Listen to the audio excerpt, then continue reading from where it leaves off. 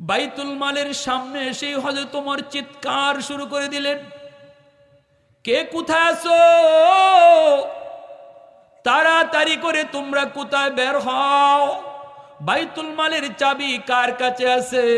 তাড়াতাড়ি করে তোমরা বাইতুল মালের চাবিটা দিয়ে খুলে দাও। আমি ওমর আর বাঁচবো না, আমি ওমর ধরা খেয়ে গেছি। ওমরের গলা থেকে গামছা তোমরা সরাও, তাড়াতাড়ি করে তোমরা এই চাবিটা দিয়ে তালা খুলে দাও। ম্যানেজার দৌড় দিয়ে ঘুম থেকে উঠল। ওমরের খাদেম আসলাম ঘুম থেকে দৌড় দিয়ে উঠলেন। ওইটাই তারা বাইতুল মালের দরজার সামনে হাজির। তাড়াতাড়ি করে চাবিটা দিয়ে তালাগুলি খুললেন। খুইলা হযরত ওমর কাঁদতেছেন, দাড়ি বেয়ে বেয়ে চোখের পানিটা পড়তেছে। ভিতরে ডুইকে তিনি আটার বস্তা টানা শুরু করলেন। আটার বস্তা টানতেছেন আর কাঁদতেছেন। খাদেম আসলাম কয়, হযরত আপনি টানাটানি কইরেন না, আমাকে একটু সুযোগ দেন, আমি মাথায় লইয়া যাই। হযরত ওমর কান্দে আর কয়, আসলাম তোর মাথায় যদি বস্তা তুইলে দিই, ওমর আল্লাহর দরবারে গামছা ওমরের গলায় লাগবে, বাঁচতে পারবে না। ওমরের গামছা গলা থেকে সরবে না রে আসলাম, আমার মাথায় তাড়াতাড়ি করে বস্তা তুইলা দে। আর পারস যদি দ্রুত আমার ঘরে যা দেখ একটু রুটি আর গোশত আছে কি না। আসলাম দৌড় দিয়া ঘরের ভিতরে ডুইকা রুটি আর গোশত নিয়ে দৌড় শুরু করলো। অর্ধ পৃথিবীর বাদশা ওমর মাথার মধ্যে আটার বস্তা নিয়ে তিনি দৌড়াইতেছেন ওই মহিলার ঘরের দিকে। আর আল্লাহর কাছে শুধু কান্দেন, মালিক এত বড় আমানত তুমি আমার মাথায় বুঝি দিয়েছ। যাইয়া তিনি ওই পাশে দরজার পাশে ডাক দিয়ে বলতেছে, মা গো মা, তুমি দরজাখানা একটু খোলো, আমি মুসাফির এসেছি, কিছু আটা নিয়া কিছু খাবার নিয়া, বাচ্চাগুলির জন্য একটু খাবার নিয়ে এসেছি। ও মা, তুমি তো ওমরকে খবর দিতে পারতা। মহিলা কয়, আমি ওমররা কেন খবর দিব? আমার নবীর হাদিস, জনপ্রতিনিধি সে নিজে জনগণের খবর নিবে, জনগণ প্রতিনিধির খবর দিবে না। কে কোন হালতে আছে এই খবর প্রতিনিধি নিবে, চেয়ারম্যানে নিবে, মেম্বারে নিবে, এমপি নিবে, মিনিস্টারে নিবে। জনগণ মিনিস্টারকে খবর দিবে, এটা নবীর হাদিস না। হযরত ওমর চুপ হয়ে গেলেন। মহিলা অনেক জানে, নবীর হাদিসও জানে, এজন্য ওমর চুপ হয়ে কয়, মা গো কিছু রুটি আর গোশত এনেছি, দরজাটা তুমি একটু খুলবানি গো মা। মহিলা দরজা খুইলা দিয়া পর্দার আড়ালে চলে গেলেন। হযরত ওমর ঘরের ভিতরে তিনি যায় ঢুকলেন। ঢুইকে তিনি চুলার মধ্যে আগুন জ্বালাইতে চেষ্টা করেন। আর আসলাম রে বলতেছেন, আসলাম রুটি আর গোশতটা এখানে রাখ, আটার বস্তাটা এখানে রাখ। ওমর ডাক দিয়া কয়, মা নগদ কিছু রুটি আর গোশত এনেছি, বাচ্চাগুলিরে আপনি খাওয়ান। এই বইলা হযরত ওমর ঘরের বাহিরে এসে দাঁড়াইলেন। বাচ্চাগুলি হাসতেছে, আনন্দ করতেছে আর কইতেছে, মা গো মুসাফির মনে হয় মানুষ না, মুসাফির মনে হয় আল্লাহর পক্ষ থেকে পাঠানো কোনো ফেরেশতা। বাচ্চাগুলি কান্না বন্ধ করে হাসতেছে। মা বাচ্চাগুলির নিয়ে আনন্দ করে তিনি ঘরের বাহিরে চলে আসলেন। বাচ্চাগুলির সামনে যখন মা রুটি আর গোশত নিয়ে দেয়, মার চোখ দিয়ে দর দর করে পানি পড়ে কান্দে, কয়, মালিক এই মুসাফিরের হায়াতের ভিতরে তুমি বরকত দাও। আল্লাহ মদিনার শাসক ওমর না হইয়া যদি এই মুসাফির মদিনার শাসক হইতো, আল্লাহু আকবার। হযরত ওমর দরজার বাহির থেকে শুনে আর কান্দেন, চোখ থেকে দর দর করে পানি পড়ে। আসলাম ডাক দিয়া কয়, আমিরুল মুমিনিন, ওই যে ফজরের আজানের টাইম হয়ে গেল, কিছুক্ষণের ভিতরে আজান হয়ে যাবে। মদিনার মসজিদের ইমাম, আপনি মদিনার মসজিদের ইমাম, অর্ধ পৃথিবীর বাদশা, আবার মসজিদের ইমাম, জোরে কোন আল্লাহু আকবার। ফজরের নামাজ আপনাকে মদিনার মসজিদে পড়াইতে হবে, আর দেরি করলে চলবে না, তাড়াতাড়ি চলেন। হযরত ওমর ডাক দিয়ে কয়, আসলাম, আমার একটু এখানে দাঁড়াইতে দে। এই জায়গায় দাঁড়ায় দাঁড়ায়া আমি একজন শহীদের 3টা এতিম বাচ্চার কান্নার আওয়াজ শুনছিলাম। এখন আমার মন চায় এই জায়গায় দাঁড়িয়ে আমি এই এতিম বাচ্চাগুলির একটু হাসি আনন্দ শুনতে চাই। বাচ্চাগুলি যখন একটু আনন্দ করে হযরত ওমর সেজদায় পড়ে আল্লাহর কাছে কান্দে, আল্লাহর কাছে কান্দে আর কোন মালিক, দায়িত্ব এত বড় আমানত, এত বড় আমানত, পুরস্কার যত বেশি বিপদ তত বেশি। আল্লাহ আল্লাহ তুমি আমি উমরের গলায় হাসরের মাঠে গামছা লাগায়ও না। এই বইলা উমর চোখের পানিটা মুছতে মুছতে মদিনার দিকে রওনা দিলেন। মসজিদে নববীতে যাইয়া তিনি ইমামতি করলেন, ফজরের নামাজ পড়ালেন।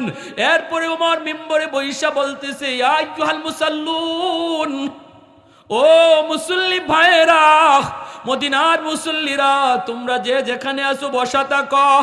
আজ তোমাদের সামনে বহুত বড় একজন অপরাধীর বিচার হবে, বিচার।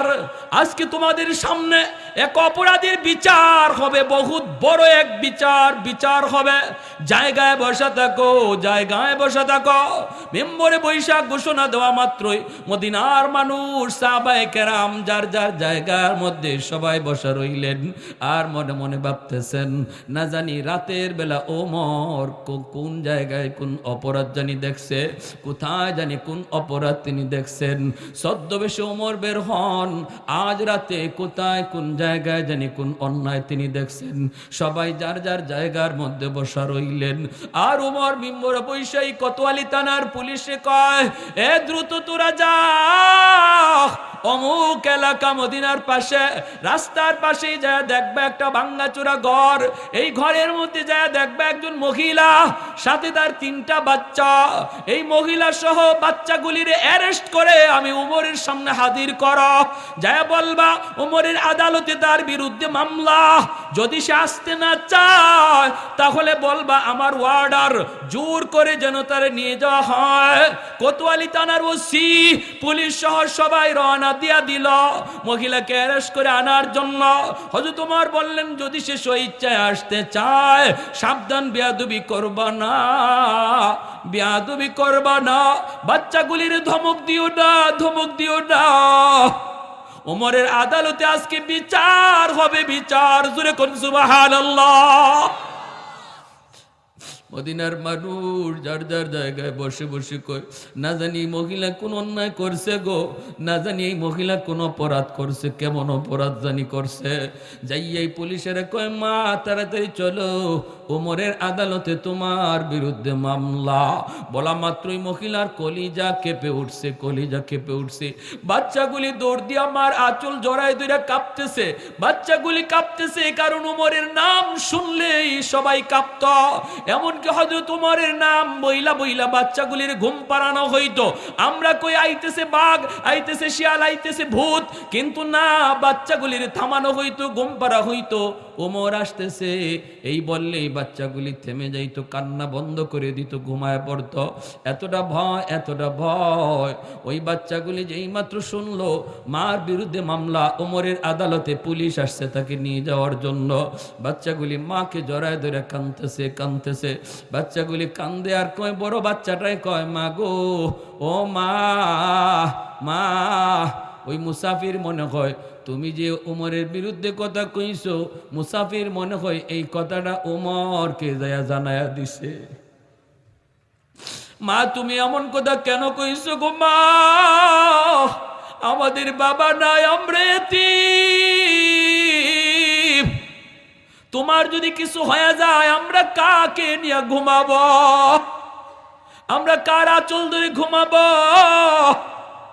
বাচ্চাগুলির লইয়া মা রওনা দিবে। মহিলায় কয়, আমি তো জানি না কোনো মামলা আমার বিরুদ্ধে। পুলিশে কয়, যদি যেতে না চান জোর করে নেওয়ার নির্দেশ। এমনি মহিলা কাইপে উঠছে, কয়, না, জোর কইরো না, জোর কইরো না, আমি নিজের স্বইচ্ছায় যাব। বাচ্চাগুলির লইয়া, একটা বাচ্চা বুকের দুধ খায়, দুইটা বাচ্চা হাঁটতে পারে, দুইটা বাচ্চারে দুই পাশে লইয়া আল্লাহর বান্দি দুধের বাচ্চাটারে বুকের মধ্যে জড়ায় দইরা কানতেছে আর মদিনার দিকে যাইতেছে, চোখের পানি জড়ায় আর কয়, ও মালিক মালিক, আজকে আমার স্বামীর ইজ্জতের খাতিরে তুমি আমার সম্মানটা রাখো। আমার স্বামী তো তোমার রাস্তায় শহীদ হইছে, তোমার রাস্তায় যে শহীদ হয় সে নাকি তোমার কাছে অনেক দামি গো মালিক। আমার স্বামীর শাহাদতের উসিলায় আল্লাহ তুমি আমার ইজ্জতটা রাখো। ও আল্লাহ, শহীদের দুইটা অবুঝ বাচ্চা আমার কাছে আমানত, এই বাচ্চাগুলির মুখের দিকে তাকাইয়া আল্লাহ তুমি আমার ইজ্জত রাখো বইলা মহিলা রওনা দিছি। মসজিদে নববীর মিম্বরে ওমর বসা, মদিনার মানুষ অপেক্ষায়, মহিলা আসবে আর বিচার হবে। যেই মাত্র ওমর মিম্বর থেকে দেখলেন মহিলা মসজিদের ভিতরে বাচ্চাগুলির নিয়ে ঢুকবে, এমনি ওমর কয়, তোমরা মাঝখান দিয়ে রাস্তাটা করে দাও, মাঝখান দিয়ে রাস্তাটা করে দাও, তার সামনে আসতে দাও। মহিলা সামনের দিকে তাকায় দেখে মিম্বরে যিনি বসা ইনি তো অবশ্যই ওমর, কিন্তু চেহারাটা গত রাতের মুসাফিরের। আল্লাহু আকবার। চেহারাটা উমর, চেহারাটা মুসাফিরের চেহারা। মহিলা আরো ভয় পেয়ে গেল, হায় রে আমি কি করলাম, মুসাফির ভেবে উমরকে আমি ধমক দিলাম, আমি বললাম উমরের গলায় আল্লাহর দরবারে গামছা লাগাবো, হায় না জানি আমার কি বিচার হয়। মহিলা সামনের দিকে যাইতেছে, বাচ্চাগুলি কাঁপতেছে। ওমরের কাছাকাছি যাওয়া মাত্রই হযরত ওমর খলিফাতুল মুসলিমিন চোখ থেকে দরদর করে পানি পড়ে, ওমরের চোখের পানি বন্ধ হয় না, দাড়ি ভিজে ভিজে পানি পড়তেছে। গামছাটা হাতে লইয়া ওমর নিজের গলায় গামছাটা লাগাইলেন, গামছাটা পেঁচ দিলেন, পেঁচ দিয়া আর একটা মাথা মহিলার হাতে ধরায় দেয়া বলতেছেন, মা গো, ও মা, আমি হলাম গত রাতের সেই অপরাধী ওমর, মা তুমি আমাকে আল্লাহর আদালতে গামছা লাগাইও না, এই গামছা দিয়ে তুমি মদিনার অলিগলি আমি উমরকে ঘুরাও। আমি উমর কেন তোমার পরিবারের খবর নিলাম না, এই অপরাধী উমরকে আল্লাহর আদালতে শাস্তি দিও না, আল্লাহর আদালতে শাস্তি আমি উমর সইতে পারবো না, তুমি আমাকে দুনিয়ার আদালতে যা মন চায় বিচার করো, আমি উমর দিয়া দিলাম। মহিলার সাথে সাথে গামছা চাইরে কয়, আমিরুল মুমিনিন, আমি চিনতে পারি নাই আপনি যে খলিফাতুল মুসলিমিন উমর, আমি চিনতে পারি নাই গো, আমার মস্ত বড় ভুল হয়ে গেছে। এখন আমার বুঝে পড়েছে মায়ার নবী কেন বলেছিলেন, আমি নবীর পরে যদি কেউ নবী হতো সে উমর। আর একটু জোরে কোন সুবহানাল্লাহ। सिद्दीक तेरा नाम से इस्लाम रहेगा, दुनिया की सदाकत में तेरा नाम रहेगा, फारूक तेरा नाम से इस्लाम रहेगा, दुनिया की अदालत में तेरा नाम रहेगा, उस्मान तेरा नाम से इस्लाम रहेगा, दुनिया की सखावत में तेरा नाम रहेगा, हैदार तेरा नाम से इस्लाम रहेगा, दुनिया की शजाअत में तेरा नाम रहेगा। একটু জোরে সুরে কোন আল্লাহু আকবার, আর একটু জোরে আল্লাহু আকবার। এর যুবক, এই ধর্ম ইসলাম, আমার নবী আপনার নবী, রহমতের নবী, আমার আপনার কাছে আমানত রাইখা গেছে। উহুদের ময়দানে নবীর দান শহীদ, তায়েফের জমিনে আমার নবী রক্ত ঝরল, এই রক্ত জোড়াধীন দান মুবারক শহীদ করা ইসলাম আমার কাছে তোমার কাছে আমানত। আর একটু জোরে কোন ঠিক কিনা? আজ যদি তোমার কারণে ইসলামের কোনো ক্ষতি হয়, তোমার কোনো চালচলনের কারণে যদি ইসলামের ক্ষতি হয়, তোমাকে যদি নামাজের টাইমে মসজিদে পাওয়া না যায়, নামাজের সময় যদি খেলাধুলায় মগ্ন দেখা যায়, নামাজের সময় যদি তোমার মোবাইলে গেম দেখতে দেখা যায়, কিয়ামতের ময়দানে আল্লাহর দরবারে নবীর সামনে কেমন করে মুখ দেখাইবা? নবী যদি কয় আমি আমার ইসলাম দান দান শহীদ কইরা শরীরে রক্ত জড়াইয়া তোর কাছে আমানত রেখে এসেছিলাম, আর বুঝি তুই এইভাবে ইসলাম ধর্মকে তুই নষ্ট করে দিলি। জবাব দেওয়ার কোনো উপায় নেই যুবক, জবাব দেওয়ার কোনো উপায় নেই। যৌবনে কত যুবক কবরে গেল, কত যুবক যৌবনে কবরে গেল, নামাজ ধরব কোয়ার পরও নামাজ ধরবার টাইম পায় নাই, কবরে চলে গেছে। অতএব আজকে আমাদের তওবা করার সময়, আর জীবনে নামাজ ছাড়বো না, বাপ মার সাথে বেয়াদবি করব না, আর আমার নবীর কলিজায় আঘাত দেব না দাড়ি কাইটা, আর কোনোদিন বিধর্মীদের কালচারে চুলের কাটিং কাটবো না, দাড়ির কাটিং বেঈমানের কালচারে করব না। আমার নবীর তরিকায় চুল কাটবো, নবীর তরিকায় দাড়ি রাখবো, নবীর তরিকায় 5 ওয়াক্ত নামাজ মসজিদে পড়ব। যদি এইভাবে আমরা নিজের চালায় নিতে পারি রে যুবক, তাহলে আল্লাহ পাক রব্বুল আলামিন হাসরের ময়দানে আমার নবীর সামনে আমার আপনার ইজ্জত রাইকা নবীর সুপারিশ আল্লাহ কবুল করবে। আল্লাহ আমাদের উপরে খুশি হয়ে যাবে, দুনিয়াতে ইজ্জত ফিরাইয়া দিবে, আবার বিজয় আবার ফিরাইয়া দিবে, আর দুশ্মনের মায়ের খাওয়া লাগবে না যদি নবীর রংটা ধরতে পারি, আর আমার আপনার কাছে রেখে যাওয়া ইসলামের ঠিকমতো বিধিবিধান পালন করি, তাহলে আল্লাহ আমাদের ঘরের শান্তিও ফিরাইয়া দিবে, বাহিরের ইজ্জতও আল্লাহ ফিরাইয়া দিবে। ভাইয়ের আমার, আল্লাহ নবী কইরে দুনিয়ার স্বামীর দোল, তোমাদের ঘরে যে বিবি, এই বিবির সাথে তোমরা ভালো আচরণ কইরো, ওয়া আশিরুহুন্না বিল মারুফ। একদিন তুমি যদি আগে চলে যাও, তোমার সন্তানের জিম্মাদার হবে তোমার স্ত্রী, তোমার স্ত্রী হবে তোমার সন্তানের জিম্মাদার।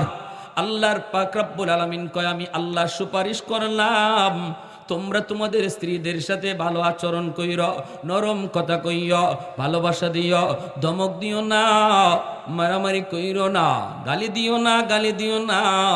মনে রাখো, আল্লাহর একজন বান্দি, সেও একজন মানুষ, ছোট্ট থেকে বড় হয়েছে মা বাবা ভাই বোনের মহব্বত আর ভালোবাসা পাইয়া।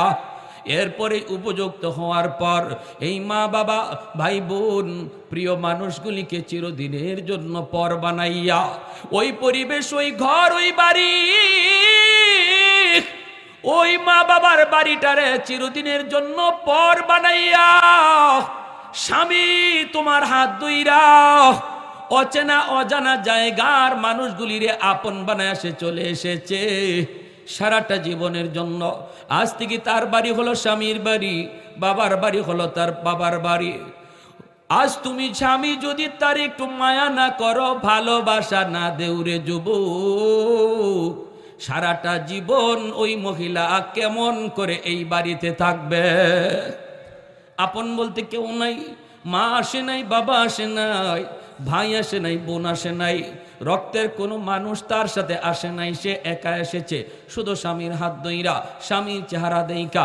অতএব এই বাড়িতে তুমি স্বামী তার একটু মায়া করবা, আদর করবা, সোহাগ দিবা, ঘরের কাজে তার সাথে পরামর্শ করবা, সংসারের কাজে তারে তুমি একজন পার্টনার হিসাবে রাখবা।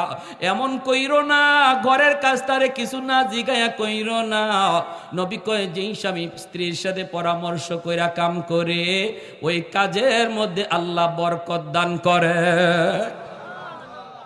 সিদ্ধান্ত নিও তুমি তোমার মতো, কিন্তু আল্লাহ নবী কয় স্ত্রীর পরামর্শ নেও, যদি তার পরামর্শ ভালো লাগে তার মতে করো, আর যদি মনে করো যে না এটা এই মতে করা যাবে না, পরামর্শ নেও, সিদ্ধান্ত তোমার মতেই তুমি করো, কিন্তু তার পরামর্শ নেওয়ার খাতিরে আল্লাহ তোমার সিদ্ধান্তে কাজ করলেও এই কাজে আল্লাহ বরকত দিবে। বুঝে আসছে? কারণ তার দিলটা খুশি হবে, সে খুশি হবে, আল্লাহ আমার আব্বা আম্মা যে আমার একটা জায়গায় বিয়া দিচ্ছে এমন ভালো জায়গায়, আমার স্বামীটা এত ভালো, আমার স্বামীটা ঘরের কাজ কাম আমারে জিজ্ঞেস করে, আমার দুই কথা জিগায়, এই কথা বললে যে তার অন্তরটা খুশি হয়। এতে করে আল্লাহ বাপ তোমার এই কাজের মধ্যে যদি বরকত নাও থাকতো, তার দিল খুশি করার কারণে আল্লাহ এই কাজে বরকত দিয়া দেয়। সুবহানাল্লাহ জোরে কোন? হ্যাঁ, আর আমরা তো মাশাআল্লাহ এমনও আছে পুরা কি শহরে বন্দরে দেখা যায় একরকম, গ্রামে দেখা যায় আরেক রকম। গ্রামের চিত্র হলো কোনো দামই নাই, ফাঁকঘরে যে ফালায় রাখে, বড় ঘরে উঠবার সুযোগই দেয় না, ঘরের কামকাজে কোনো পরামর্শ নাই। মহিলা মানুষ সে আজরাইলের মতো স্বামীরে ডরায়, গ্রামে আমরা এমনও দেখছি, আমরা এখন আলহামদুলিল্লাহ কমছে, ছোটবেলা দেখছি হাওর থেকে যে এটার কি আপনারা কি কোন জানি না, গরু যে ফিটায়, হ্যাঁ পাচন, পাচন আমাদের এদিকে কয় ফাজুইন, ফাজুইন সিলেটে এটারে কি কয় ফাজুইন। আমার বাড়ি তো সিলেট, ঢাকা থাকি, এজন্য সিলেটি ভাষা কিন্তু আসলেও অসুবিধা হয় আপনাদের বুঝতে। এই ফাজুইন যে তাকে যেটা দিয়ে গরু ফিটায়, মাঝে মাঝে আমরা দেখতাম এই ফাজুইনটা দিয়ে বৌরে ফিটানি শুরু করে। আর মহিলা যখনই দেখে হাওর থেকে আসতেছে ঘরে ঢুকবে, অনেক মহিলা ভয়ে ফাঁকগরো নাইলে বাথরুমে ধরে নাই, এরপরে বাথরুমের ভিতরে ঢুকে বই থাকে। এটা মনে করি আল্লাহ রে, সারাদিন হাওর থেকে আসছে, মন মিজাজ কেমন আল্লাহ জানে, আমারে কোন কথা জিগাইব আর কি কইমো, পরে হাতে যেটা আছে এতদিন সারাদিন গরু ফিটাইছে ইটা দিয়ে আমারে ফিটানি শুরু করব। এর চেয়ে ভালো আমি বাথরুমের ভিতরে আমায় বই থাকি, ঘরের ভিতরে আইসা ঢুকে কিছু মাথা ঠান্ডা হোক, এরপরে সামনে যাই মনে, এই ধরনের। আর শহরে হইলো উল্টা, শহরে কিছু চিত্র আমরা এমন দেখি, কিছু পুরুষ আসে, হে বোঝা যায় পুরুষ না, হে মহিলা, আর বউ এই জায়গা বেটা, বুঝলেন না আপনারা, বেটি হয়ে যায় বেটা আর বেটা হয়ে যায় বেটি, সিলেটি ভাষায় কয়। জিগাইবেন কিছু গরওয়ালি জানে, জিগাইবেন কিছু গরওয়ালি জানে, তো তুমি কিতা, তুমি কিতা হুজুর ভাই মাদ্রাসাতে এক বস্তা চাউল দেওয়ান যাইবনি ভাই, মাদ্রাসার সমস্যা, তো হুজুর দিবার তো ইচ্ছা, গড় একটু জিগানি লাগবে। বাহ বালা বিয়া করছো দেখা যায়, বালা জামাই হইছো দেখা যায়, তো গড় একটু জিগানি লাগবে এক বস্তা চাউল দিতে। তো এই রময় এই দুইটাই বিপদ। কিজাত বিপদ আমি কইতাম নি আপনারা, অসুবিধা হইতেছে আপনাদের, কিজাত বিপদ কইমো, যে বেটায় বউর কথায় চলে, বউরে ডরায়, বউয়ে যা কয় তা, মার্কেটে গেলে পরে তাই ফিসে ফিসে হাঁটেন আর ম্যাডামে সামনে সামনে হাঁটে, মাঝে মাঝে আব্দুর রহিম আব্দুল করিম কুইয়া ডাক দেয়, বোঝা যায় ড্রাইভার রে ডাকে, এরম হয়নি না হয় না।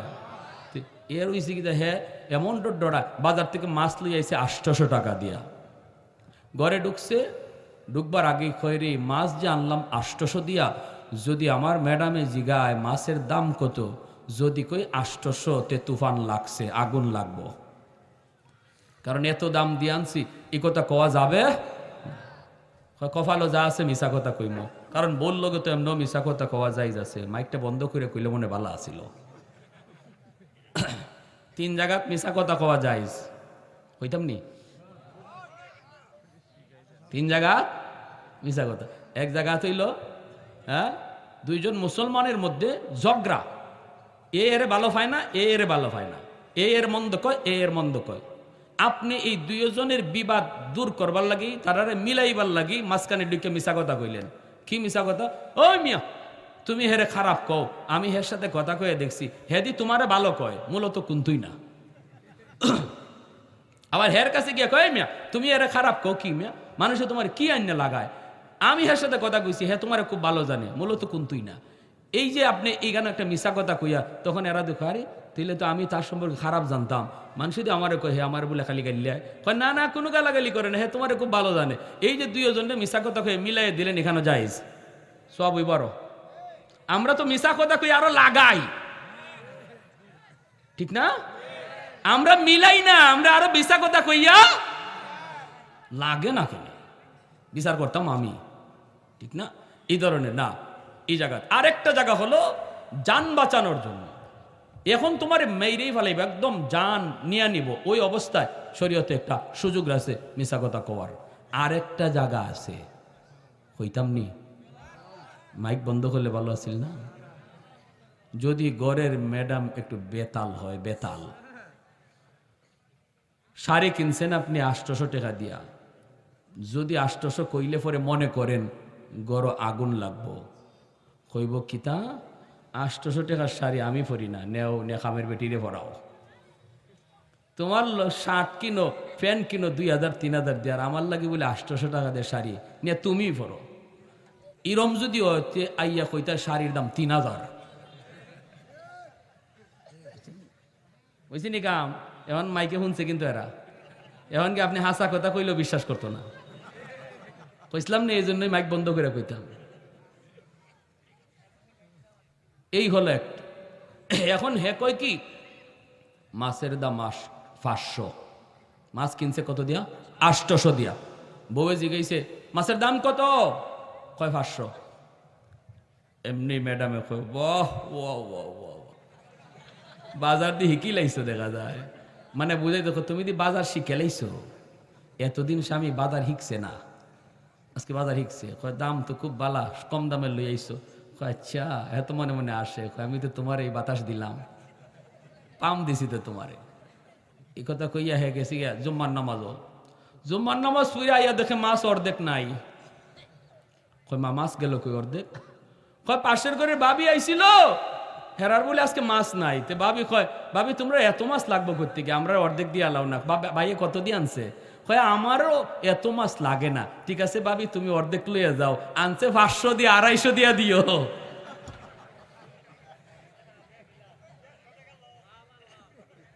এখন কয় কি করছো, কত দিয়ে দিছো? কয় 250 দিয়ে দিয়া দিছি। কয় হায় রে আমার কপাল।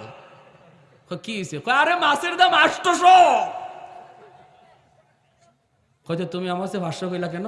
তোমার ডরে, তুমি যে তোমার কাছে হাসা কথা কইলে যে আগুন লাগাই দাও, এই জন্য। তো এই জন্য যারা বউয়ের কথায় চলবেন, আর মা বোনদেরকে বলি যারা স্বামীরে শালডিংয়ের মধ্যে সবসময় রাখবেন, দেখবেন মাঝে মাঝে এরকম ঘর থেকে 250-200 যাইব গিয়ে। এটা হিসাব হই ভাইতা না, এজন্য এত গরম না। আর গ্রামে উল্টা, গ্রামে হইলো মহিলা ডরায়, খুব বেশি ডরায় স্বামীরে। এমন ডরায়, ডাক্তারের রিপোর্ট দিছে স্বামীরে কয় যান আগামীকালকে প্রস্রাব টেস্ট হইব, আপনার কি আছে পেটে বোঝা লাগবো। কয় প্রস্রাব নিয়ে আইসেন। এই স্বামী প্রস্রাব বোতলে ঢুকাইয়া বাথরুম হইছে, সকালে ডাক্তারের কাছে লয়ে দিব। মহিলা বাথরুমের ভিতরে ঢুকছে, আতলাই গিয়া এই প্রস্রাব পড়ে গেছে। এখন তো মহিলা ডরায়, আল্লাহ গো আমার জামাই যে আজরাইল, যদি কই তোমার প্রস্রাব ফালাই দিছি তাহলে কিয়ামত গোটাই লইব। কপালও যা আছে আমার প্রস্রাব হারাইতে রাখি। এখন মহিলা তার নিজের প্রস্রাব ওই বোতলে ঢুকাইতে রাখছে। পরের দিন তাই লিয়া গেছেন হাসপাতাল, রিপোর্ট আনবো। চেক করছে, চেক কইরা প্রস্রাব টেস্ট কইরা রিপোর্ট আইছে। ডাক্তারের রিপোর্ট দেখে একবার রিপোর্টের দিকে তাকায়, আর একবার এই বেটার সেরার ফাঁসায়। এখন তো হাজবেন্ডে কয় ও স্যার, স্যার আপনি আমার দিকে এইভাবে বড় বড় চোখে তাকাইতেছেন, স্যার আমি বাঁচমনি না মরে যাইব? কয় আমিও তো চিন্তা আছে তুমি বাঁচবা না মরবা। কয় কেন স্যার কি হয়েছে? কয় আমি তো চিন্তা করতেছি তুমি পুরুষ না মহিলা। কয় স্যার এটা আবার কোন প্রশ্ন? বলে এটাই তো প্রশ্ন, আমার রিপোর্টে কয় তোমার পেটে 7 মাসের বাচ্চা। কই ইন্না লিল্লাহ, সারা জীবনে একবার গেছে, ওখান দিয়ে আরেকবার আইছে। এই যে দেখেন, যদি এখানে কেমন ফেসটা লাগলো, ওই স্বামীরা আজরাইলের মতো ভয় পায়। এই ধরনের আপনারাও যদি ঘরে গিয়ে এরকম তুফান চালান, আজরাইলগিরি চালান, তো দেখবেন মাঝে মাঝে ফেটো বাচ্চাও নেওয়া লাগতে পারে। রিপোর্ট কিন্তু উল্টাইব। এজন্য আল্লাহর দোহাই লেভেলে আসেন। কোথায় আসেন? লেভেলে। একজন আরেকজনের সার দেন। দোষ হইতে পারে, ভুল হইতে পারে, ওইলেই চোখ লাল কইরা না, হ্যাঁ একটা মানুষ, তার ভুল হতে পারে, এখানে সার দেন। আল্লাহ নবী সার দিছেন, আপনি দিবেন না কেন? নবী সার দিছেন, ভুল হয়েছে নবী সার দিছেন। আল্লাহ নবীর সাথে আম্মাজান আয়েশা সিদ্দিকা রাদিয়াল্লাহু তাআলা আনহার ঝগড়া লেগে গেছে, আম্মাজানের ঝগড়া লেগে গেছে। এমনি আল্লাহ নবী বলতেছে আয়েশা তুমি যা কইতেছো এটা কিন্তু ঠিক না। আয়েশা আম্মাজান বলতেছে ঠিক না বে ঠিক, এটা বিচারক ডাকেন, কইব না। আল্লাহ নবী কই বিচারক ডাকতাম নি, তো কারে আনতাম কও? তো উমর আন নই। এমনি আম্মাজান আসুক না, উমরে না, বেশি গরম। তা আল্লাহ নবী কারে আনতাম? আমার আব্বারে আন নই, আবু বকর সিদ্দিক রে। আল্লাহ নবী কতে নেও তোমার আব্বারে আনি। আবু বকর সিদ্দিক রাদিয়াল্লাহু তাআলা আনহু নবী ডাকে আনছেন, আবু বকর আসো, গর বিচার আছে একটা। বলি এটি কি? তখন বিচার কার সাথে? বলে তোমার মায়ের সাথে, তোমার মেয়ের সাথে আমার ঝগড়া হয়েছে, আও বিচার করবা তুমি। আবু বকর সিদ্দিক রাদিয়াল্লাহু তাআলা তিনি আসছেন বিচার করার জন্য। যেই মাত্র আসছেন, এখন দুইজনের জবানবন্দি হইব। আল্লাহ নবী বলতেছেন আয়েশা তুমি আগে জবানবন্দি দাও, এরপরে আমি দিব। দুই পক্ষের কথা শোনা লাগে না নি বিচারকও? নাই এক পক্ষ শুনে রায় দিলে হইব? দুই পক্ষের কথা শুনতে হইব। এখন আল্লাহ নবী কয় আয়েশা তুমি আগে কইবা না আমি আগে কইব? আম্মাজান কয় আপনি ওই আগে কইন, তবে যা কইবা সত্য কইেন। ওইসে নি কথাটা? মা আপনার যদি মাতুন কুন্দা কথাটা হইছে? আল্লাহ নবী জীবনে মিশা কথা কইছেন? তে আম্মাদান আয়েশা সিদ্দিকা রাদিয়াল্লাহু তাআলা গোসা তো এই সময় তো একটু মন মিজাজ একটু গোসা, দুইজনে ঝগড়া হইছে তো, কারণ ফিসাবের ফিরগিরি গড় গে চলে না, ঠিক না? চেয়ারম্যানের চেয়ারম্যানই বাইরে, গড় গেলে শেষ, এখানে সব শেষ।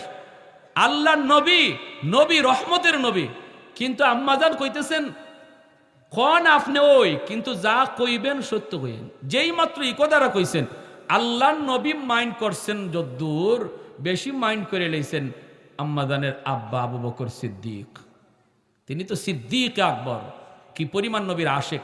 যেই মাত্র মেয়ে এই কথা কইছে যে আপনি যা কইয়েন সত্য কইয়েন, সিদ্দিকে আকবর হাতটা উঠাইয়া গায়ে যদ্দূর শক্তি আসিল এমন জুড়ে চর চর খাইয়া আম্মাজান গালের মধ্যে চর খাইয়া গুইরা জাগার মধ্যে ফইরে গেছেন। ফইরাই আবু বকর আবার গেছেন মারতে, দৌড় দিয়াইয়া আমার নবীর পিছনে এমনি জড়াইয়া কাঁপতেছেন, বাবার মায়ের খাইয়া নবীর পিছনে আইছেন। আর আল্লাহ নবী বলতেছেন, আবু বকর থামো, তোমার মারতে আনি নাই, বিচার করতে আনছি। যেরকম সুবহানাল্লাহ। আল্লাহ নবী বলতেছেন, আবু বকর থামো, মারতে আনি নাই, বিচার করতে আনছি। সিদ্দিক আকবর কাঁপতেছেন গুসায়, কইলি কি তুই? তুই কথাটা কইলি কি? কথাটা তুই কইলি কি? যে নবী যা কইেন সত্য কইেন, আমার নবী জীবনে মিথ্যা কথা বলছেন নাকি? এমনি আর সিদ্দিক আকবর গুসায় আর থামতে পারতেছেন না, ঘর থেকে বের হয়ে গেছেন, গা একদম ঘর থেকে বেরিয়ে গেছেন। আর আম্মাজান পিছনে এইভাবে কাঁপতেছেন, আল্লাহ নবী পিছনে আয়া। তারপরে নবীজি ঘুরছেন, ঘুরেই আম্মাজানটা ধরছেন, ধরে নবীজি মুস্কি হাসি দিয়েছেন। যেরকম সুবহানাল্লাহ। নবীজি মুস্কি হাসি দিয়ে কইতেছেন, আয়সা আজকে আমি না থাকলে তো তোমার বাপে তোমার মাইরেই ফেলাইতো। এই কথা কইয়া নবী কাছে আইনা কপালে চুমা দিলেন, সাথে সাথে দুইজনে হাসিয়ে দিয়েছেন। আবু বকর সিদ্দিক ঘরের বাহির থেকে হাসির আওয়াজ পাইতেছেন দুইজনের। পরে গড় ঢুকে এখন ইডে কোন কারবার, একটু আগে আমার উপরে বিচার আর ওখান দিয়ে হাসাহাসি চলছে। এইভাবে আল্লাহর নবী আর পবিত্র বিবিদের মধ্যেও মাঝে মাঝে একটু ঝগড়াঝাটি হইছে। তাই বলে এই না যে বাংলা গাইল যা আছে, এরপরে হাতের কাছে যা আছে এগুলা লইয়া ফিডানি, ঘর থেকে বাইর করে দেওয়া, তালাক শব্দ মুখ থেকে বের করা, এগুলা মুসলমানের খাসলতার বৈশিষ্ট্য না, ঠিক কিনা? জোরে কান মনে রাখবেন, সাবধান, তালাক শব্দ মুখ দিয়ে কখনো বের করবেন না। যত ঝগড়াই হোক স্ত্রীর সাথে, খালি যদি তালাকটা বের করছেন মুখ দিয়া, এরপরে যত জাগাত গিয়ে দৌড়াইবেন আপনি, কোনো লাভ নাই। তালাক তিনটা দিয়া দিলে পরে আর ফিরাইয়া আনবার কোনো সুযোগ নাই। রাগ কইরা দেন আর হাসতে হাসতে দেন। তালাক মুখ দিয়া বের করা মাত্রই গুলি যেভাবে সারলে বন্দুকের নল থেকে বের হয়ে যায়, কেউ যদি কয় আরে আমি তো সারবার ইচ্ছা আসিল না, আঙ্গুল লাগে গেছে, মইরা গেছে, এটা হইব? আগুনের ভিতরে আঙ্গুল ঢুকাইয়া যদি কোন আগুন রে তুই আমার আঙ্গুল জ্বালাইস না, কারণ আমার আঙ্গুল জ্বালাইবার নিয়ত না, হইব? আগুনে আপনার কথা শুনবো না। এজন্য তালাক শব্দ কখনো মুখ দিয়ে বের করবেন, আল্লাহর দোহাই। আমার ভাইয়েরা বলতেছিলাম যে কথা, আল্লাহ পাক কয় আশিরুহুন্না বিল মারুফ, তোমরা তোমাদের বিবিদেরকে মায়া কইরো, ছাড় দিও, ভুল হইলে পরেই সাথে সাথে ধমক দিও না। সেও একটা মানুষ, সেও আমি আল্লাহর এক বান্দি, আমি আল্লাহর বান্দি, আমি আল্লাহর বান্দি, এটা মনে কইরো তুমি কইরো। মির্জা জানা রহমতুল্লাহি আলাইহি তিনি বাঘের পিঠে সওয়ার হইছেন আর আলত বিষাক্ত সাপরে চাবক বানাইছেন, বানাইয়া বাজারের উপরে দৌড়াইতেছেন। আর ওই অবস্থায় শেখ সাদি রহমতুল্লাহি আলাইহি তিনি সহ বাজারে অনেক মানুষ সবাই যখন দেখে মির্জা জানা বাঘরে ঘোড়া বানাইছে আর বিষাক্ত সাপরে চাবক বানায় আসতেছে, সব মানুষ বাজার থেকে যে যেদিকে পারতেছে দৌড়ে ভাগতেছে। শেখ সাদি উনি জায়গার দাঁড়ায় রয়েছে। শেখ সাদির কাছে আসতেই শেখ সাদি কয়, কি খবর, কি খবর, কি খবর, এটা কি করলা? সবাই ভাগতেছে। কয় আপনিও তো ভাগেন নাই, আপনি তো সব বুঝছেন। তারপরে মির্জা জানা রহমতুল্লাহ আলাইহিকে বলা হয়, এত বড় বুজুর্গি আপনি কেমনে পাইছেন? ইনি কয় একটাই কারণ, আমার স্ত্রী বদমিজাজি, অনেক কড়া মিজাজ আমার স্ত্রীর। আমার যে মিজাজ এর চেয়ে আরো 3 ডাবল মিজাজ আমার স্ত্রীর বেশি। এজন্য আমি যখনই আমার স্ত্রী আমার সাথে মিজাজ দেখাইতো তখনই আমি আল্লাহর বান্দি মনে কইরা তারে মাফ করে দিতাম। এই গুণটার কারণে আল্লাহ আমারে এত বড় উলায়াত দান করেছে, এত বড় উলায়াত দান করেছে। আহা, আপনাদের আগ্রহের কারণে আমি কোত্থেকে যে কোন দিকে যাইতেছি হিসাব ছাড়া। হ্যাঁ, পিছনের এরা কয় হুজুর টাইম বেশি হয়ে যেতেছে, চলবো কিছু সময় চলবো। হ্যাঁ, শাইখুল ইসলাম শাইখুল আরবি ওয়াল আজম কুতবুল আলম সৈয়দ হুসাইন আহমদ মাদানী রহমতুল্লাহ আলাইহি একটা ঘটনা শুনেন শুধু। মহিলা মা বোনরা এখানে আছে তো এই জন্য কথাগুলা প্রাসঙ্গিক বলতেছি। উনার বিবি তরকারি পাকাইছেন, তরকারিতে লবণ দেলাইছে বুলে 2 বার, এরম হয়নি না হয় না? হ্যাঁ, বুলে লবণ 2-3 বার দেওয়া হয়ে যায়। তো মদনী রহমতুল্লাহ আলীকে বিবি সাহেব আইনা দিছে, আইনা দিতেছে দিয়া কইতেছে খানা দিছে। উনি খানা তরকারিটা মুখে দিয়ে বুঝে ফেলছে যে লবণ যে কয়েকবার বেশি পড়ছে, 2 বার বেশি পড়ছে, তিতা খাওয়ার মতো না। মদনী রহমতুল্লাহ আলী এবার চিন্তায় পড়ছেন, এখন কি করি? আমি যদি বলি তুমি লবণ বেশি দেয়া লাইছো, আমার স্ত্রী কষ্ট পাবে। সারা জীবন সে মায়া করে খাওয়াইছে, মজার খানা খাওয়াইছে, আজকে একটা দিন ভুল করছে না হয়, আমি যদি এখন তারে বলি এটা তুমি কি করলা, তাহলে সে মনে কষ্ট পাবে না, আমি এদ্দুর তারে বলবো না, আমি খাইলাম। এই তিতা তরকারিটা যদ্দুর বিবি সাহেব দিছিল কট্টার মধ্যে, বাটির মধ্যে, এই বাটির পুরা তরকারিটা ইনি খাইছেন। খাওয়ার পরে এরপরে চিন্তা করতেছেন, বিবি সাহেব কইতেছে স্বামী গো আজকে দি খুব মজা করে খাইতেছো, দেখা যায় তরকারিটা কেমন হয়েছে? উনি কয় আজকে অন্য দিনের চেয়ে অনেক বেশি স্বাদ হয়েছে। তো এখন উনি বলতেছে যে এখন আমি কি করি?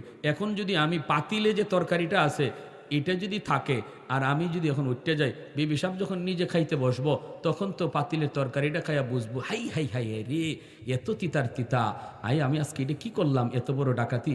আর আমার স্বামী কইল হ্যাঁ এত মজা হইছে, হাই রে আমার স্বামীর এত কষ্ট দিলাম, এটা মনে করে সে কষ্ট পাবে। তখন মদনী রহমতুল্লাহ বলতেছে কি, কয় কি শুনবেন? কয় বিবি গো আজকে এত মজা হইছে তরকারিটা, পাতিলে কি আরো আছে?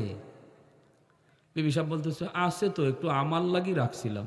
কয় আমার, তোমারটা আজকে দরকার নাই, আমারে দিয়া দেও, অন্যদিন তুমি পাকায় খাইও না, আজকে আমার এত মজা লাগছে, পাতিলের পুরা তরকারিটা আমারে দিয়া দেও, তুমি অন্যদিন খাইও। তো এই কথা কইলে বিবি কি রাখবো?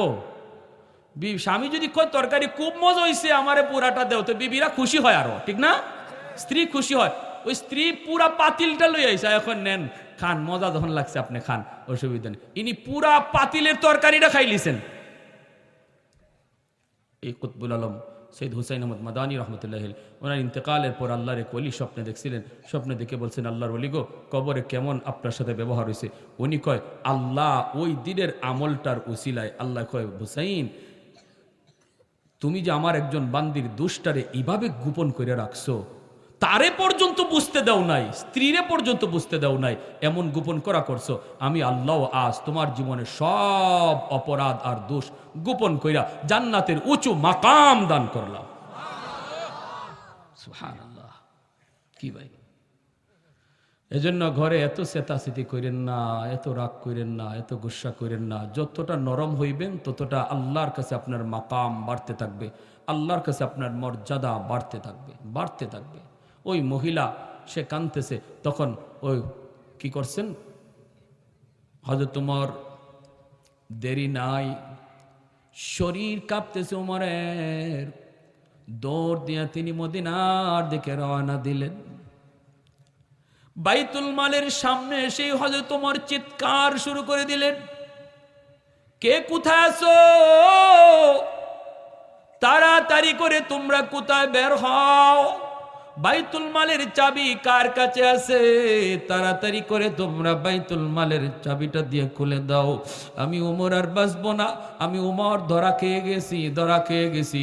ওমরের গলা থেকে গামছা তোমরা সরাও, তাড়াতাড়ি করে তোমরা এই চাবিটা দিয়ে তালা খুলে দাও।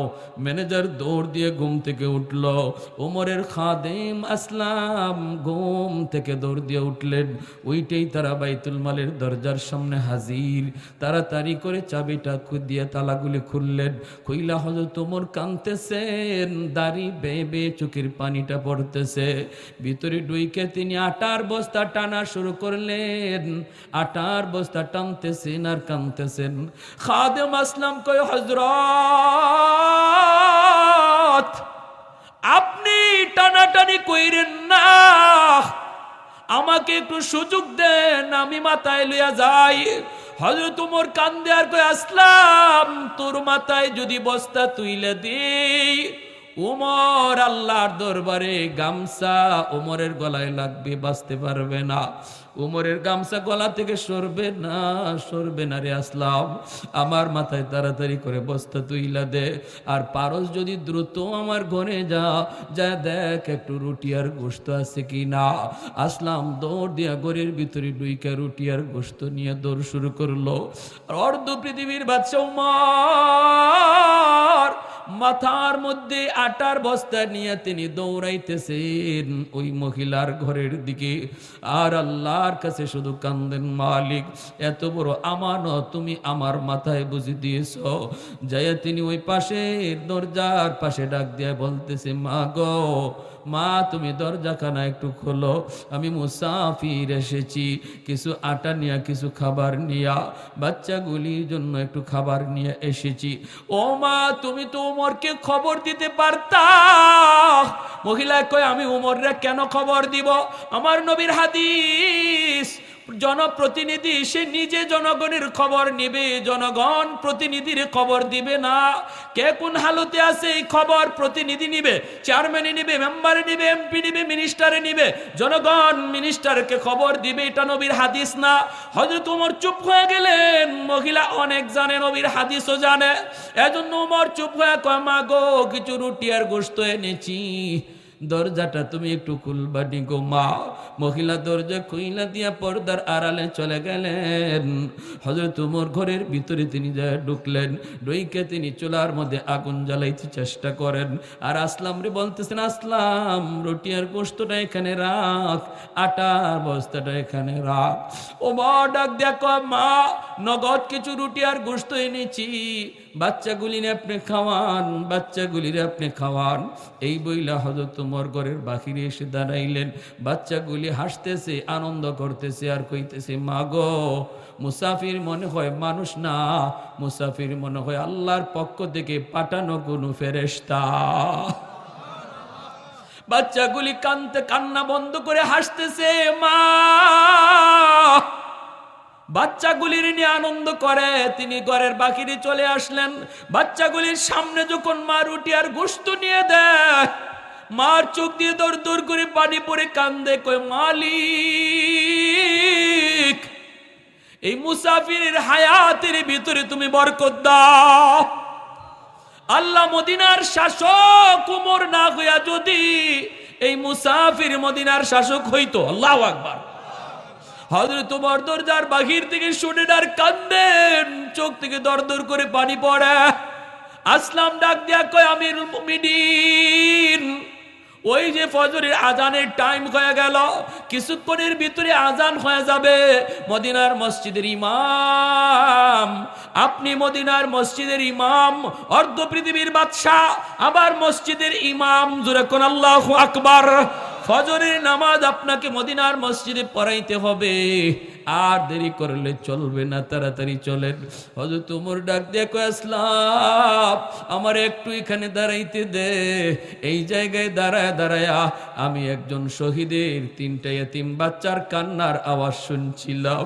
এখন আমার মন চায় এই জায়গায় দাঁড়াইয়া আমি এই এতিম বাচ্চাগুলির একটু হাসি আনন্দ শুনতে চাই।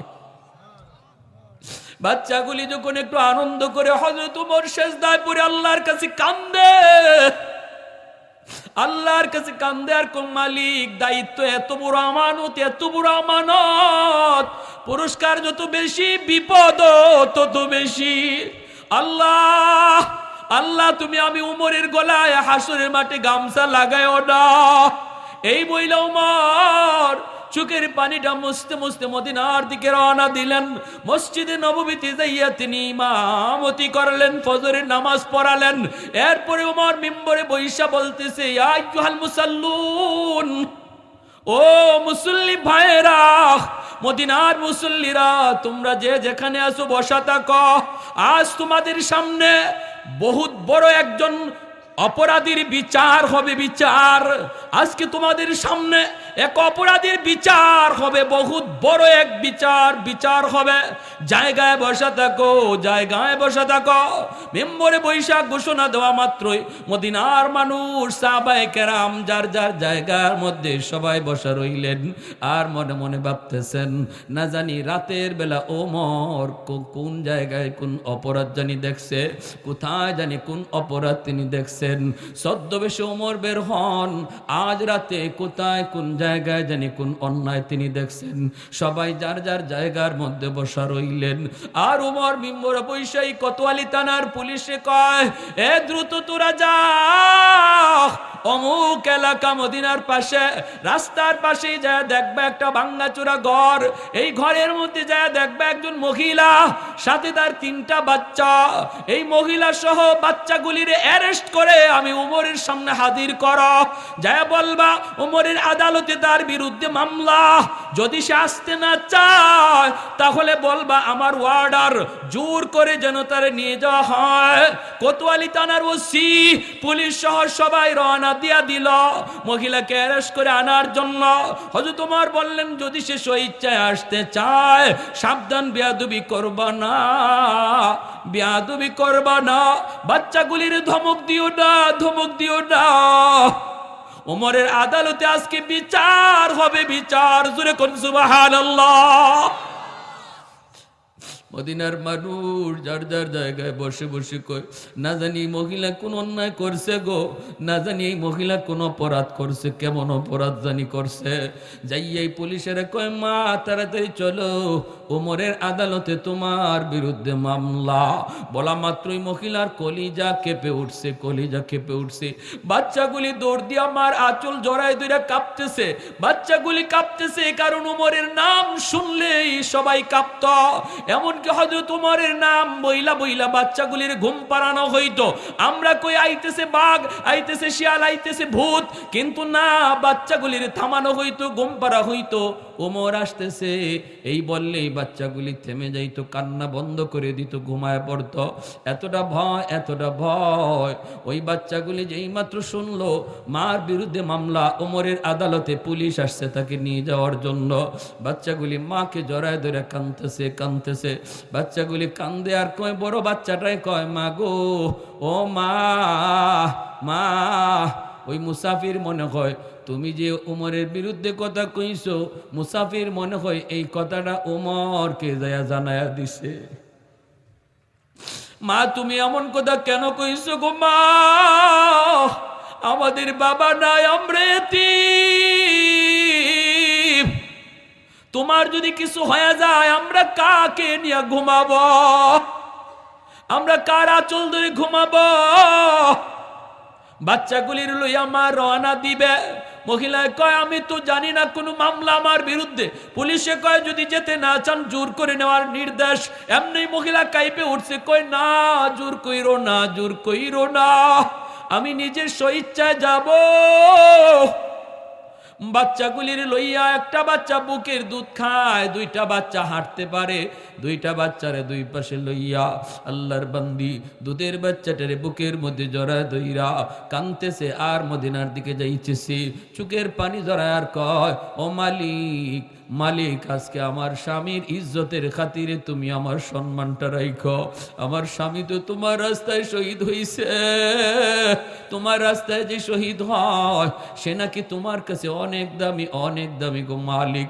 আমার স্বামীর শাহাদতের উসিলায় আল্লাহ তুমি আমার ইজ্জতটা রাখো।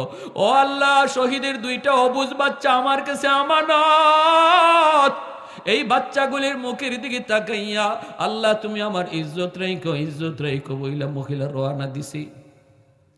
মসজিদে নববীর মিম্বরে ওমর বসা, মদিনার মানুষ অপেক্ষায়, মহিলা আসবে আর বিচার হবে। যেই মাত্র ওমর মিম্বর থেকে দেখলেন মহিলা মসজিদের ভিতরে বাচ্চাগুলির নিয়ে ঢুকবে, এমনি ওমর কয়, তোমরা মাঝখান দিয়ে রাস্তাটা করে দাও, মাঝখান দিয়ে রাস্তাটা করে দাও, তার সামনে আসতে দাও। মহিলা সামনের দিকে তাকায় দেখে মিম্বরে যিনি বসা ইনি তো অবশ্যই ওমর, কিন্তু চেহারাটা গত রাতের মুসাফিরের। আল্লাহু আকবার। চেহারাটা উমর, চেহারাটা মুসাফিরের চেহারা। মহিলা আরো ভয় পেয়ে গেল, আরো ভয় পেয়ে গেল। হায় রে, আমি কি করলাম? মুসাফির ভেবে উমরকে আমি ধমক দিলাম। আমি বললাম উমরের গলায় আল্লাহর দরবারে গামছা লাগাবো। হায়, না জানি আমার কি বিচার হয়, বিচার হয়। মহিলা সামনের দিকে যাইতেছে, বাচ্চাগুলি কাঁপতেছে। ওমরের কাছাকাছি যাওয়া মাত্রই হযরত ওমর খলিফাতুল মুসলিমিন চোখ থেকে দর দর করে পানি পড়ে। ওমরের চোখের পানি বন্ধ হয় না, দাড়ি ভিজে ভিজে পানি পড়তেছে। গামছাটা হাতে লইয়া ওমর নিজের গলায় গামছাটা লাগাইলেন, গামছাটা পেঁচ দিলেন, পেঁচ দিয়া আর একটা মাথা মহিলার হাতে ধরায় দেয়া বলতেছেন, মা গো, ও মা, আমি হলাম গত রাতের সেই অপরাধী ওমর। মা, তুমি আমাকে আল্লাহর আদালতে গামছা লাগাইও না। এই গামছা দিয়ে তুমি মদিনার অলিগলি আমি উমরকে ঘুরাও। আমি উমর কেন তোমার পরিবারের খবর নিলাম না? এই অপরাধে উমরকে আল্লাহর আদালতে শাস্তি দিও না। আল্লাহর আদালতে শাস্তি আমি উমর সইতে পারবো না। তুমি আমাকে দুনিয়ার আদালতে যা মন চায় বিচার করো, আমি উমর দিয়া দিলাম। মহিলার সাথে সাথে গামছা চাইলে আমিরুল মুমিনিন, আমি চিনতে পারি নাই আপনি যে খলিফাতুল মুসলিমিন উমর। আমি চিনতে পারি নাই গো, আমার মস্ত বড় ভুল হয়ে গেছে। এখন আমার বুঝে পড়েছে মায়ার নবী কেন বলেছিলেন, আমি নবীর পরে যদি কেউ নবী হতো, হতো সে উমর। আর একটু জোরে কোন সুবহানাল্লাহ।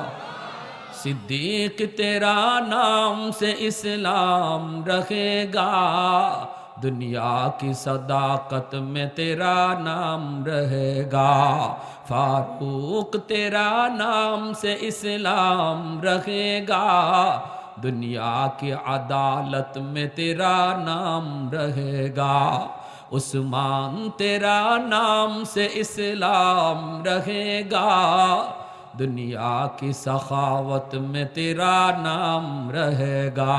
हैदार तेरा नाम से इस्लाम रहेगा, दुनिया की शजाअत में तेरा नाम रहेगा। একটু জোরে সুরে কোন আল্লাহু আকবার, আর একটু জোরে আল্লাহু আকবার। এর যুবক, এই ধর্ম ইসলাম, আমার নবী আপনার নবী, রহমতের নবী, আমার আপনার কাছে আমানত রাইখা গেছে।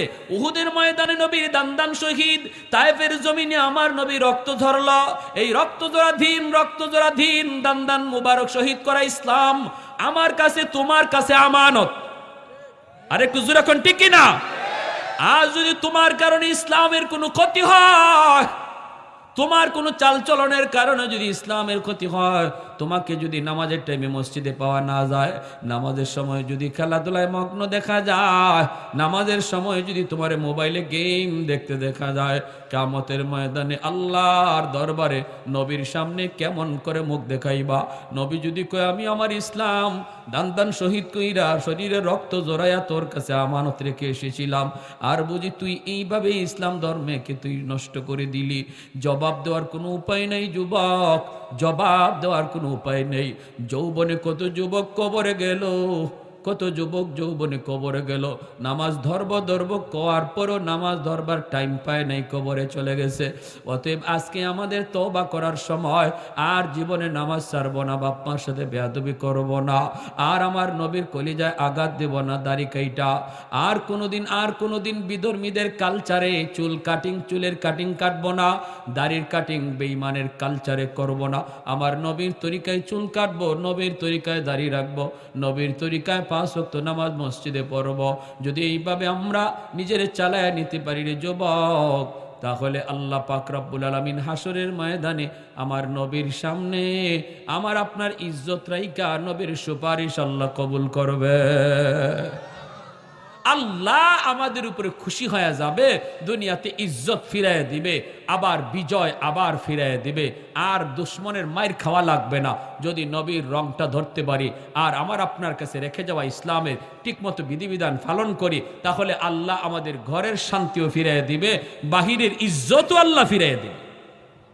আল্লাহ আমাদের সবাইকে আমার নবীর তরিকায় জীবন গড়ার, যার কাছে যেই পরিমাণ দায়িত্ব আছে, ছোট হোক বড় হোক, সমস্ত দায়িত্বকে আমানত ভাইবা এই আমানতের আমানতদারি রক্ষা করে চলার তৌফিক আল্লাহ আমাদের সবাইকে দান করুন। ওয়া আখির দাওয়ানা আনিল হামদুলিল্লাহি রাব্বিল